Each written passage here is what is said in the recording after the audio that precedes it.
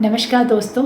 आज मैं न्यूरोप्लास्टिसिटी के बारे में आप लोगों को बताती हूँ कि वो क्या होता है और न्यूरोप्लास्टिसिटी कैसे काम करता है हमारे ब्रेन्स में। ये बहुत इम्पॉर्टेंट है जानना, और उससे क्या फ़र्क पड़ता है जब हम मेडिटेशन करते हैं, उसके वजह से हमारी बॉडी में क्या क्या चीज़ें होती हैं जो चेंज होती है। स्पेशली ये हमारे थॉट के ऊपर काम करती है। हमारा जो थॉट है वो कितना इम्पॉर्टेंट है, कितना मायने रखता है, ये जानना कि हम कैसा सोच रहे हैं, नेगेटिव है, डिस्ट्रक्टिव है या पॉजिटिव है या मिराकुलस है। ये थॉट के बारे में मैंने आपको पहले भी बताया था, लेकिन वो हमारे साइंस यानी हमारे ब्रेन में कैसे काम करता है उसका आज मैं एक साइंटिफिक यहाँ पे रीज़न बताऊंगी, और इस डायग्राम के थ्रू आपको बताऊंगी कि ये क्यों इतना इम्पोर्टेंट जानना है। तो चलिए आइए अब हम जानते हैं न्यूरॉन्स या नर्व सेल्स, या हम इन्हें ब्रेन सेल्स भी कहते हैं। एक्चुअली कहाँ पाए जाते हैं जो न्यूरॉन्स होते हैं, ये जो न्यूरोप्लास्टिसिटी की बात कर रही हूँ, तो ये जो न्यूरो की बात हो रही है, ये न्यूरो होता है वो सेल जो कि पूरे हमारे ब्रेन का सबसे छोटा यूनिट, सबसे छोटा जो सेल होता है वो नर्व सेल जो होता है उसी को न्यूरॉन्स बोलते हैं। तो जो न्यूरॉन्स होते हैं या फिर हम इनको ब्रेन सेल्स भी बोलते हैं, ये एक कह सकते हैं कि ऐसा एक शेप रहता है इस तरीके का, आप देख सकते हो यहाँ पर ऐसा शेप हमारे पूरे ब्रेन में चलता रहता है, और यही पूरा जो होता है इसी को हम पूरा न्यूरॉन्स कहते हैं। तो अभी मैं एक सिंगल न्यूरॉन्स की बात कर रही हूँ, फिर आगे हम और इसमें डिटेल में जाएंगे। तो दोस्तों आप यहाँ कंफ्यूज मत हो कि न्यूरॉन्स अलग होता है क्या सेल से। ये सेल की ही एक इकाई है। मतलब ऐसे तो हमारी बॉडी में बहुत सारे सेल्स होते हैं, ये बेसिक यूनिट ऑफ लाइफ होता है ना जो सेल होता है, तो उसी में एक टाइप है जो कि नर्व सेल्स होता है। ऐसे तो हमारे में रेड ब्लड सेल होता है, स्टेम सेल होता है, बोन सेल होता है, और बहुत सारे ऐसे सेल्स होते हैं। उसी में एक नर्व सेल होता है जिसे न्यूरॉन्स बोलते हैं, और उन्हें हम ब्रेन सेल्स भी कहते हैं। तो अब हम जानते हैं कि ये न्यूरॉन्स दिखते कैसे हैं। तो आप यहाँ पे देख सकते हैं ये जो शेप बना हुआ है इस तरीके से थोड़ा स्टार जैसा बना हुआ है, और बीच में एक छोटा सा गोल है, वो जो है वो न्यूक्लियस कहलाता है। ठीक है, अब ये जो पूरा एरिया है इसको बोलते हैं सेल बॉडी, या इसको सोमा भी बोलते हैं। और आप ये सब जो देख रहे हो ना यहाँ पे ऐसी सी लाइनिंग्स, ये जो लाइनिंग्स है जैसे कि ब्रांचेस होते हैं ना हमारे पेड़ पे, वैसे कुछ जो ब्रांचेस निकले हुए हैं, इनके जो ब्रांचेस होते हैं उसके जो टिप होता है छोटा, ये जो गोल गोल देख रहे हो इसको बोलते हैं डेंड्राइट। और इसके आगे जो आप नीचे ये जो लाइन ऐसा देख रहे हो लंबा सा है एक्सॉन, और इसके ऊपर एक छोटे छोटे जो तीन आप ऐसे दिख रहे हो ना, ये एक समझो प्रोटेक्टर का काम करती है, और उसको बोलते हैं माइलिन शीथ। इसके बाद लास्ट में होता है नर्व एंडिंग होता है, और सबसे लास्ट में सिनेप्सिस होता है। अब मैं आपको इसको और अच्छे से बताती हूँ। जो न्यूरॉन्स होते हैं इस तरीके का स्ट्रक्चर होता है। हमारे ब्रेन में जो केमिकल रिलीज होता है ना, तो वो यहाँ पे आते हैं। ये छोटे छोटे आप जो देख रहे हो ना, ये केमिकल्स होते हैं। छोटे छोटे आपके जो पॉइंट्स दिख रहे हैं ये केमिकल आयंस होते हैं, और इसके अंदर आप सोडियम आयंस होते हैं, पोटाशियम आयंस होते हैं, कैल्शियम आयंस होते हैं, इस तरीके के आयंस होते हैं। उनको जो रिसीव करता है ना, उस आयन को जो रिसीव करता है उसको बोलते हैं डेंड्राइट। जो यहाँ पे आपको जो गोल गोल दिखाई जा रहा है ना, जैसे मतलब कोई चीज़ आई हमने उसको पकड़ ली, तो रिसीवर को जो काम है वो डेंड्राइट करता है। तो वो डेंड्राइट करता है, उसके बाद जैसे ही ये अंदर जाता है तो यहाँ पे एक इलेक्ट्रिक इम्पल्स होता है। मतलब जैसे यहाँ पे केमिकल्स जो आयंस हैं जब ये आपस में थोड़ा टकराते हैं, क्योंकि ये तो हमें पता है जब कोई चीज़ आपस में आयंस टकराते हैं तो उसमें एक पोटेंशियल एनर्जी रिलीज़ होती है, एक करंट रिलीज़ होता है जो कि वो इलेक्ट्रिक फॉर्म में रहता है। तो वो इलेक्ट्रिक जो होती है वो हमारे इस न्यूरॉन के थ्रू पास होती है, और वो पास होते होते एक्सॉन से जाती है। एक्सॉन में लास्ट में वो नर्व एंडिंग पे जाती है। नर्व एंडिंग के ऊपर भी एक छोटे छोटे टिप्स होते हैं जिससे वो दूसरे न्यूरॉन से कनेक्ट होते हैं।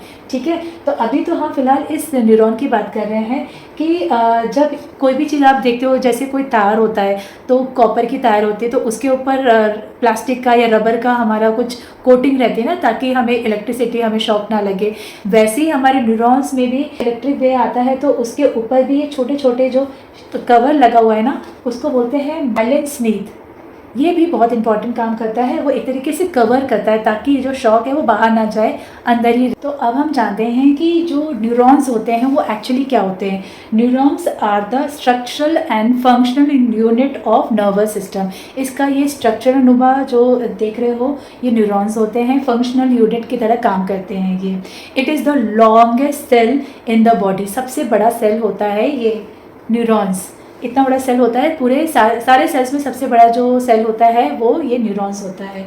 It carry messages in the form of electric impulses and signals. तो अभी जैसे मैंने बताया कि जो डेंड्राइट होता है वो इलेक्ट्रिक इम्पल्स को रिसीव करता है, तो ये यहाँ से रिसीव करता है, यानी कोई भी जो मैसेज है बाहर जो स्टिमुलस हुआ, कोई मैसेज होता है तो उसको वो पहले अपने अंदर रिसीव करता है। वो रिसीव करते करते ये अंदर यहाँ से पास होता है, और जब ये पास होता है तो ये जो आप देख रहे हो ना सेल बॉडी, जिसे हम सोमा भी बोलते हैं, it take the information from the dendrite into the form of electric impulse. तो ये जो सेल बॉडी होती है वो डेंड्राइट से इलेक्ट्रिकल इम्पल्स इनका इंफॉर्मेशन लेती है।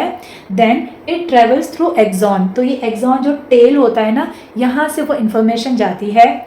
और जो मेलेटिन स्लीथ है ये क्या होता है, it prevents the electrical signal from leaking out of the axon. मतलब एक्सॉन से कोई यहाँ पे जो इलेक्ट्रिकल शॉक है या इलेक्ट्रिक इम्पल्स है वो बाहर ना जाए, उसके लिए वो कवर करती है। जो यहाँ से निकला है वो इम्पल्स वो क्या करती है, नर्व एंड पे जाके वो केमिकल अगेन रिलीज करती है। क्योंकि देखो जब एक न्यूरॉन्स जब दूसरे न्यूरॉन से कनेक्ट होते हैं तो उसके बीच में कोई ऐसी तार नहीं ऐसी जुड़ी रहती है, उनके बीच में छोटा सा गैप रहता है, इतना गैप रहता है जिससे उससे क्या होता है, अब वो इलेक्ट्रिक तो हम एक तार से दूसरे तार को जोड़ेंगे तभी ना वो जाएगी इन्फॉर्मेशन दूर तक, लेकिन यहाँ तो इलेक्ट्रिक नहीं काम कर सकती है। यहाँ एक बीच में गैप रहता है जिसको हम सिनेप्सिस बोलते हैं।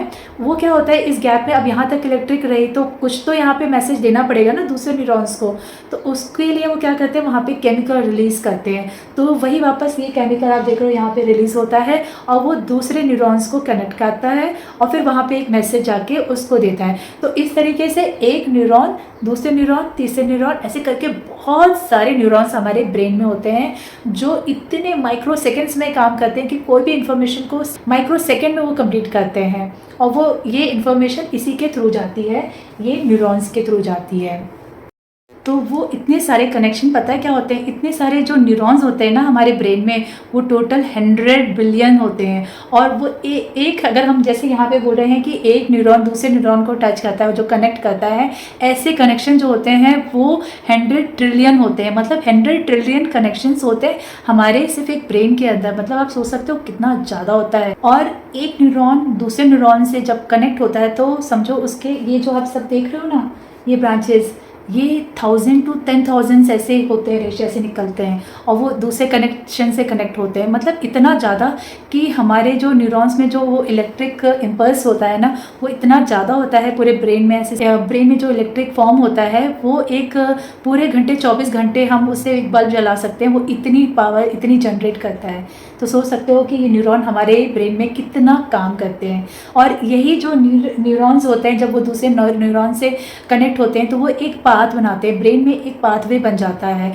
तो आप एक इन्फॉर्मेशन दोगे वो दूसरे न्यूरॉन्स को देगा, फिर वो तीसरे न्यूरॉन्स को, मतलब ऐसे करके 1 2 3 ऐसे करके बहुत सारे कनेक्शंस बनते हैं। तो अब यहाँ पे थॉट का क्या रोल होता है, जैसे ही मैंने देखा कि कोई थ्रेट है, मतलब कोई ऐसा पर्सन है जिसे मैं बिल्कुल पसंद नहीं करती हूँ और वो अचानक से आ जाए, तो मेरे जो न्यूरॉन्स है पहले तो वो रिसीव करेंगे सिग्नल कि ये जो पर्सन है बिल्कुल सही नहीं है, और वो दूसरे न्यूरॉन्स को ट्रांसफ़र करते हैं, ये कनेक्ट करके बताते हैं कि देखो पर्सन बिल्कुल अच्छा नहीं। तो ऐसे करके पूरे ब्रेन में माइक्रो सेकेंड्स में वो सारी इन्फॉर्मेशन प्रोसेस हो जाती है। तो इससे हमें पता चलता है कि हमारे न्यूरॉन्स कितना इफ़ेक्टिवली काम करते हैं। और अगर हम अपने थॉट पर ध्यान दें तो हम अपने थॉट पे ध्यान दें।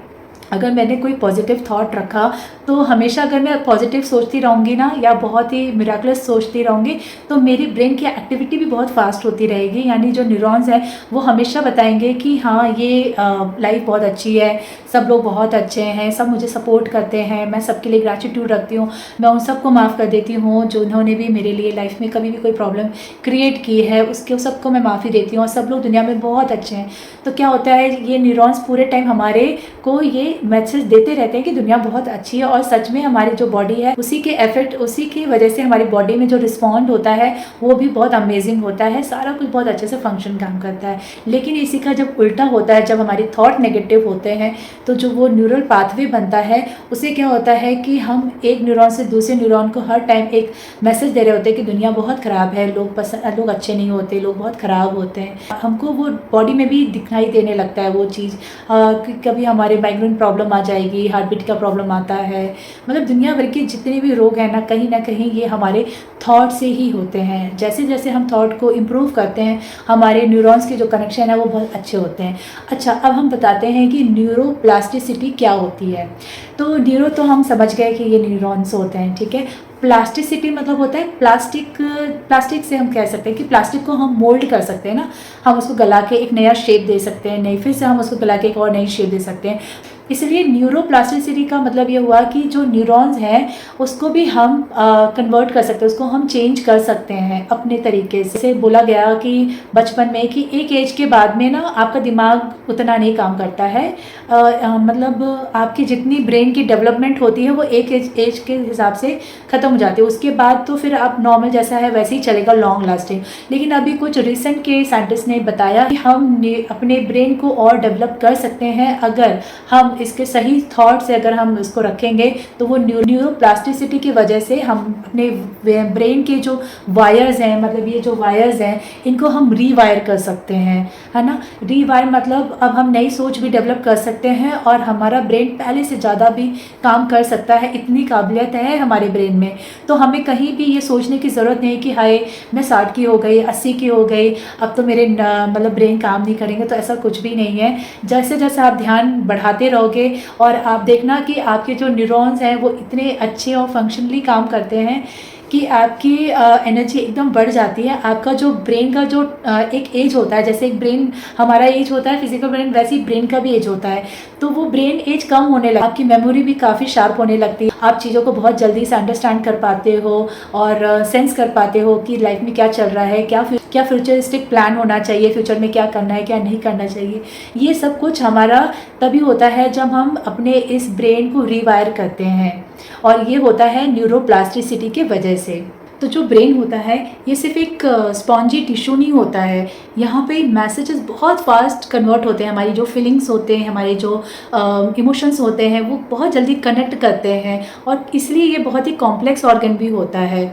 साथ ही साथ इसे हम एक पावर स्टेशन भी कहते हैं, मतलब पूरे बॉडी का सबसे बड़ा पावर स्टेशन जो है वो हमें ब्रेन में ही दिखता है। इतना इम्पॉर्टेंट है ब्रेन इसलिए भी इम्पॉर्टेंट है क्योंकि वो हमें काफ़ी अलाइव फील कराता है। वो हमको जो भी गोल ओरिएंटेड लोग होते हैं ना कि हमें एक गोल करना है, हमारा लाइफ का ये पर्पज़ है, मुझे ये गोल अचीव करना है, वो हमें करने में बहुत हेल्प देता है। जब हम अपने थॉट को सही तरीके से यूटिलाइज करेंगे तो हम कोई भी लाइफ का गोल है अचीव कर लेते हैं, क्योंकि हमने अपने पर काम किया, अपने थॉट्स के ऊपर, अपनी फीलिंग्स के ऊपर, तो आपको सक्सेस ज़रूर मिलती है। जान गए ना कि न्यूरोप्लास्टिसिटी क्या होता है। It is the process of rewiring your brain by forming new connections and weakening old ones. अब हम देखो इसको रियल लाइफ में कैसे इसको यूज़ करते हैं। जैसे कोई हैबिट है हमारी, बहुत ओल्ड हैबिट है जिसे हम चेंज नहीं कर पा रहे हैं, हमें लगता है कि बस अब ये तो हमारा रूटीन हो गया है। जैसे अगर सुबह उठने की बात हुई होते हैं, हमारी तो नींद नहीं इतनी जल्दी लगती है, बट हम कोशिश करना चाहते हैं जल्दी उठना, क्योंकि जल्दी उठेंगे तो हम थोड़ा वॉक पे जाएंगे, हम थोड़ा एक्सरसाइज करेंगे, अपने लिए थोड़ा टाइम निकालेंगे।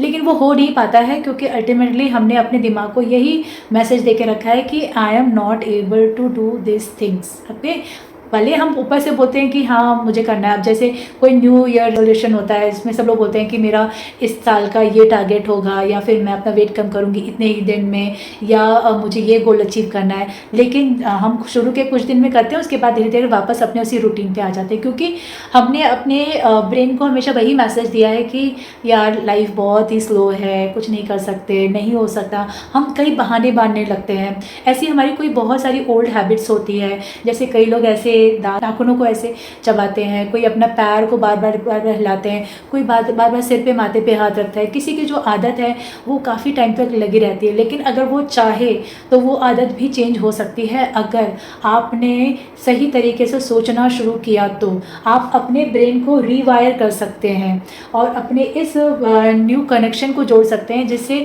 आपका जो एक जो न्यूरॉन्स है वो जब दूसरे न्यूरॉन को बताएगा, और डेली आप अगर आप वो बताओगे मैसेज, तो वो एक नया कनेक्शन ढूंढने लगता है, और जो पुराने जो कनेक्शन होते हैं, जो पुराने बिलीफ सिस्टम होते हैं, जो थॉट होते हैं, वो उसको साइड में कर देता है, उसकी ज़रूरत ही नहीं होती है। वो हमेशा नए पाथवे ढूंढता है, नई ऐसे कनेक्शन ढूंढता है जिससे वो आगे बढ़ सके, उसके अंदर मोटिवेशन आए। वो तभी होगा जब हमारे अंदर भरपूर एनर्जी रहेगी। अगर हमारे अंदर एनर्जी नहीं रहेगी तो हमारे अंदर ये थॉट्स भी अच्छे से डेवलप नहीं हो पाते हैं। इसलिए कहा जाता है ज़्यादा से ज़्यादा ध्यान कीजिए, जिससे आपके अंदर के जो बॉडी में जो एनर्जी जो कम हुई है वो आपकी जैसे जैसे बढ़ती है तो आपको अंदर से ही मोटिवेशन आता है कि हाँ अब मैं कर सकती हूँ, अपना जो भी गोल है मैं उसे कर सकती हूँ, निभा सकती हूँ, और मैं अपनी कोई भी पुरानी हैबिट को भी चेंज कर सकती हूँ। अगर मैंने शुरू से सोचा कि नहीं मैं नहीं कर सकती, मेरे में इतनी काबिलियत नहीं है कि मैं कहीं पे स्टेज पे बोल सकूँ या 10 लोगों के सामने मैं कुछ बोल सकूँ,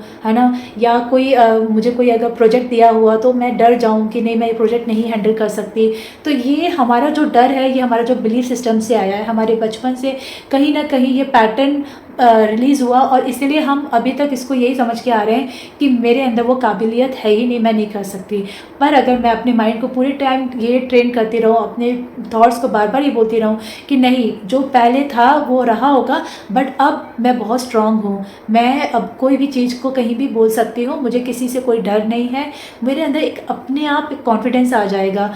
तो वो आता कहाँ से? जब आपकी एनर्जी अच्छी रहती है बॉडी में। तो इसलिए कहते हैं बार बार ध्यान करो, मेडिटेशन करो ज़्यादा से ज़्यादा, तो आपके अंदर वो एनर्जी बढ़ती रहेगी। और आप देखना, आप इस जो न्यूरॉन्स है, जो पुराने जो हमारे ओल्ड थिंकिंग पैटर्न है, उससे आप नए थिंकिंग पैटर्न में आ सकते हो, एक नया रूप धारण कर सकते हो। लोग कहेंगे कि यार तुमने ऐसा क्या किया कि तुम्हारी पर्सनालिटी में बिल्कुल शिफ्ट हो गया, तुम जो थी पहले या तुम थे जो पहले, अब तुम एकदम से अलग हो गए हो। तो वो लोग भी नोटिस करने लगेंगे जब आप अपने आप पर सच में काम करना शुरू करोगे। तो ये सारा कुछ होता है न्यूरोप्लास्टिसिटी के वजह से। तो जैसे मैंने आपको पहले वाले वीडियो में एक बार बताया था कि हमारा कॉन्शियस माइंड क्या होता है, सबकॉन्शियस माइंड क्या होता है। तो कॉन्शियस माइंड वो होता है जो हम डेली लाइफ एक्टिविटी कर रहे होते हैं, जो हम बोल रहे होते हैं, जो बात कर रहे होते हैं। जब सबकॉन्शियस माइंड क्या होता है, जहाँ पर हम जो कॉन्शियस माइंड के थ्रू बार बार एक ही एक्टिविटी को जब हम दोहरा रहे होते हैं तो वो हमारे सबकॉन्शियस माइंड में चला जाता है। तो क्या होता है कि जब हमारी कोई थिंकिंग, हमारा जो भी सोच है, जो हम पहले सोच रहे होते हैं, वैसे ही हमारी बॉडी भी वैसे ही रिस्पॉन्ड करती है। तो क्या होता है कि अगर हमने पहले से ही सोच लिया कि कोई अगर शेर आ गया है ना तो मैं एकदम से डर जाऊंगी, तो ये तो खैर हमारी सिंपैथेटिक नर्वस सिस्टम का वो एक्शन ही होता है कि वो तुरंत हमें भागने के लिए मजबूर करती है या लड़ने के लिए। लेकिन जैसे ही हम उस शेर को ना रहते हुए भी हम दिन भर अगर शेर के बारे में सोच रहे हैं, मतलब दिन भर हम किसी ऐसे पर्सन के बारे में या ऐसे थॉट के बारे में दिन भर सोच रहे हैं कि उसने मेरे साथ ऐसा गलत किया, उसको ऐसा नहीं करना चाहिए था, उसने मुझसे झूठ बोला, उसने मेरी बेइज्जती की, उसने मेरे साथ सबके सामने ऐसे इंसल्ट किया, तो क्या हुआ, हम जब दिन भर यही चीज़ थॉट सोच रहे होते हैं तो हमारी बॉडी में भी वही सबकॉन्शियस माइंड में चला जाता है कि वो भी ऐसे रिएक्शन देने लगता है, और हमारी बॉडी के जो सारे नर्वस सिस्टम है वो धीरे धीरे ना ख़राब होने लगते हैं, क्योंकि हमारा जो मेन है ब्रेन में पहले से ही वो एक मैसेज चला गया है कि ये दुनिया अच्छी नहीं है। तो क्या होता है कि उसकी वजह से हम नई चीज़ नहीं फॉर्म कर पाते। इसलिए जब बोलते हैं कि आप अब सोचना सही कीजिए, पॉजिटिव थिंकिंग लाइए, तो हमारे लिए शुरू में थोड़ा मुश्किल होता है, लेकिन धीरे धीरे हम जब उसको अडाप्ट कर लेते हैं तो अपने आप वो जो न्यूरो पाथवेज है वो बन जाते हैं, और उसी तरीके से हम अपने माइंड को एक तरीके से हम ब्रेन को प्लास्टिक की तरह से मोल्ड कर सकते हैं। ये इतना इंपॉर्टेंट है कि हमारी जो थिंकिंग पहले हुआ करती थी अब वो थिंकिंग अलग हो जाती है, बिल्कुल रिफ़्रेश और बहुत ही पॉजिटिव हो जाती है। आई होप आपको मेरा ये जो टॉपिक है समझ में आया हो। अगर कोई भी डाउट है तो प्लीज़ मुझे मैसेज कीजिए कमेंट बॉक्स में, और अगर कहीं भी आपको कोई गलती नज़र दिखती है यहाँ पर तो I am sorry for that. So thank you for watching this video. नमस्कार।